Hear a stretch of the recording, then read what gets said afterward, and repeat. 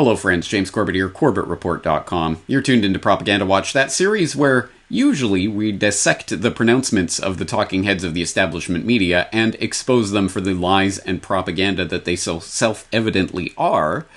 But this week we're going to have to flip the script. You see, for years we've been told by the talking heads of the establishment media that any American withdrawal from any of its military engagements anywhere around the world would instantly devolve into complete disaster. America has to be in Afghanistan and Syria and everywhere else around the globe, because without America there to stabilize the situation, it would descend into chaos and mayhem. Let's never talk about Libya and what happened there. But anyway, getting back to the point, it seems that the establishment media talking heads have been proven correct with the latest withdrawal from northern Syria and the complete disintegration of matters there, as proven by this startling footage taken there in northern Syria of the Turkish assault on that part of the globe. This video right here appearing to show Turkey's military bombing Kurd civilians in a Syrian border town. The Kurds who fought alongside the U.S. against ISIS. Now, horrific reports of atrocities committed by Turkish-backed fighters on those very allies. A reporter, take a look at this live streaming video when a convoy is hit by a Turkish airstrike. President Trump ordering about 1,000 U.S. troops to withdraw from northern Syria. Since pulling U.S. troops from the region, hundreds of ISIS prisoners and sympathizers have gone free. About 200,000 Kurds have been displaced, and Kurdish leaders now looking for help from unlikely new allies. ABC's Ian Pannell is in Syria to lead us off. This video, obtained by ABC News, appears to show the fury of the Turkish attack on the border town of Tal Abyad 2 nights ago.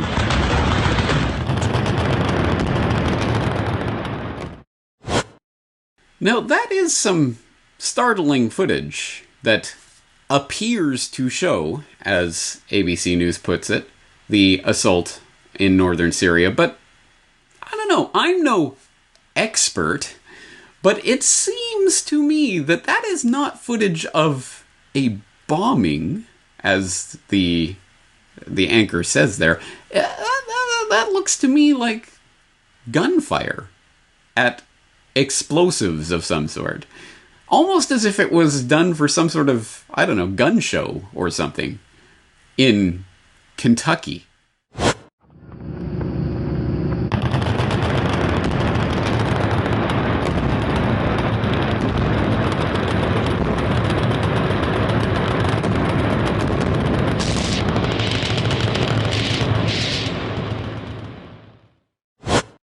Oh, that's right. That's because that's exactly what that footage is. And you've just seen the original footage, the 2017 footage, taken at a gun range in Kentucky.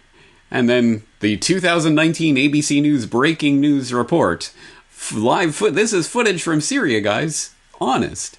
Well, that lie, as I'm sure many of you have seen by now, was spectacularly exposed in the last couple of days. We'll take our cue here from Zero Hedge, which has ABC admits to using fake footage of Kurdish slaughter, which notes that ABC News was just busted using 2-year-old gun range footage while reporting on Turkey slaughtering the Kurds in the wake of a U.S. withdrawal from the region.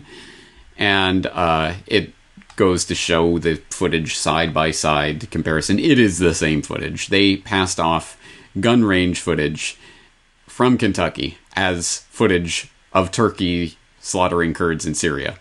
Now, again, the fact that this is incorrect footage is not in dispute because ABC World News tweeted out just in the past 24 hours or so, "We've taken down video that aired on World News Tonight Sunday and Good Morning America this morning that appeared to be from the Syrian border immediately after questions were raised about its accuracy. ABC News regrets the error." And then, to top it off, I mean, you cannot make up how stupid this is. Greta Van Susteren jumps into the fray in Twitter, tweeting, "This is horrible, horrible. What was ABC News thinking? If we in the media want credibility, we have to stop doing stupid things like this." Which has a certain ring to it, doesn't it? This is horrible, horrible. I'm shocked to find gambling going on in this establishment. Here's your winnings, sir. Thank you. So, Yeah, I wouldn't exactly trust Greta Van Susteren to be the watchdog watching over these types of slip-ups in the mainstream media. How did this type of thing happen? Oh, it will undermine our credibility. Which, I mean, even you have to ask the fundamental question: how does a mistake like this happen? Let's give it the most charitable interpretation possible, which is that some idiot at ABC News was handed this footage by someone trying to prank them or whatever, and said, hey guys, this is footage from Syria, and they took it, and apparently with no vetting whatsoever, aired it as, hey, and we just got this footage which appears to show, and note the weasel words, which of course covers their bases, appears to show the Turkish assault on the Kurds in northern Syria. Really? Is that what it appears to show? And why does it appear to show that? Oh, because you were told that's what it was. And you actually said it was footage of bombing, when it's clearly guns firing at explosive targets. I mean, it's just mind-boggling how this could have passed the rigorous standards of reporting that are held up by these bodies. And that's the most charitable interpretation, in which all of this was just done by incompetence, essentially, the incompetence theory. And perhaps if this was one singular, isolated incident of, oh, we're broadcasting this as if it's coming from Syria, but oh, we were called out on it, oh, it's actually from Kentucky. If that just happened once, maybe it would just be incompetence. Maybe we could look over it. But, of course, it hasn't happened once.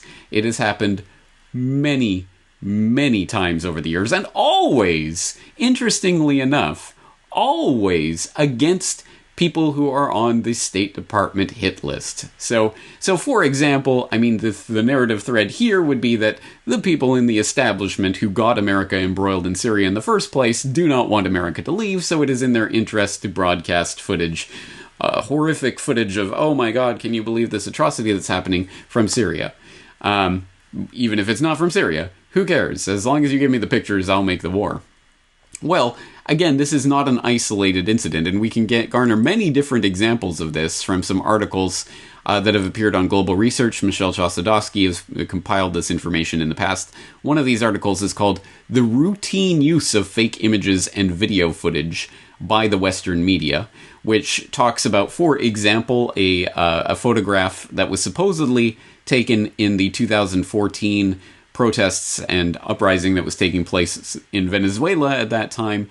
CNN used this photograph and then had to admit, oh, actually, this photo was taken in Singapore.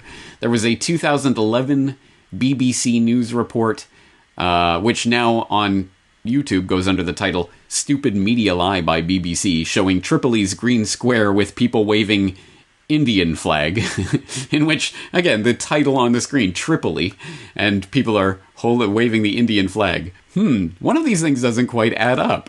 It's almost like they're making this up. Other examples, back in 2008, there were the Tibet 2008 riots, in which we were purported to be shown by CNN footage of Chinese cops in khaki uniforms repressing Tibet demonstrators in China. But one little problem with that, the cops were not wearing Chinese uniforms. They were wearing Indian uniforms, because the footage was not from China. It was from India. Oops! Oh, did we do that? Oh, how did that ever happen?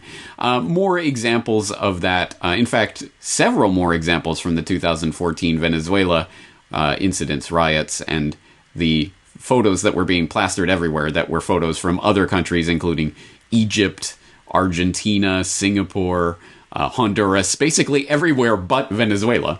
Anyway, it seems like that was a fair game incident for any photo to be taken and published under the name of Venezuela. Again, there is a pattern going on here, and it's not difficult to see. When it is in the media establishment, corporate, conglomerate, complexes' interest to portray an event as happening in this particular place, oh, there's some sort of atrocity, this will justify everything. Or there's some sort of great spontaneous rally that's going on here that shows that we're on the right side of history, as in Libya, and etc. And it is shown that that was fake and was actually imported footage from somewhere else.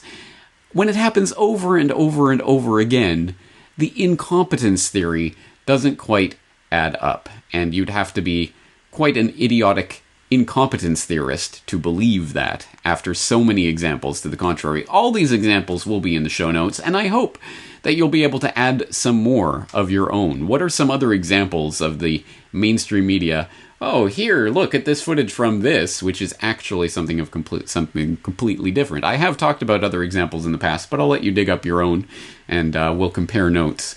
But anyway, this is just an example of how there is no credibility to be saved amongst the establishment media. The only people who believe in it seem to be the establishment media themselves, which is particularly ironic coming from people like Greta Van Susteren, who are proven liars and colluders with deep state intelligence officials. So, anyway, make of this what you will. One thing to note from all of this, if you're taking geography classes, don't watch MSM. Don't get your geography from the mainstream corporate talking heads. That's a little free piece of advice on this edition of Propaganda Watch. James Corbett, CorbettReport.com.